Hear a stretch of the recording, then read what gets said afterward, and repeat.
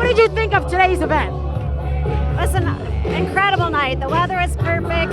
All these supporters turned out here to see our President of the United States. It's really a great patriotic event.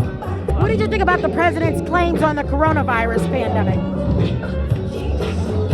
I think the President's very realistic about the coronavirus pandemic, and we need to open up our country and open up our states, get our kids back to school.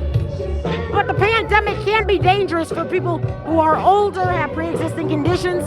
So what about the spread from kids to older, more vulnerable adults? Oh, I think each person should take responsibility, and those that are more at risk should be more sheltered, and everybody should be considerate of each other in that regard. And how can people take responsibility?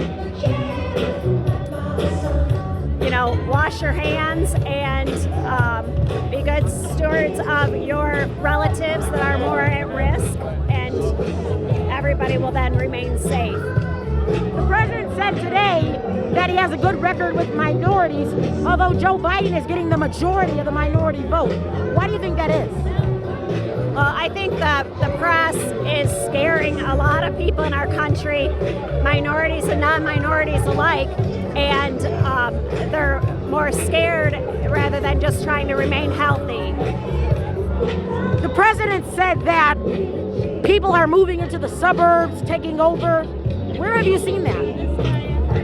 Well, I have a very good friend who is a lifelong New Yorker, born and raised in New York City, and in the last 2 months he sold his apartment, left New York City, moved out to the suburbs, very sadly raised his children in New York City. He was born and raised in New York City, and he has left it because he doesn't feel safe there because of the violence and non-appreciation for the police and support of the law enforcement.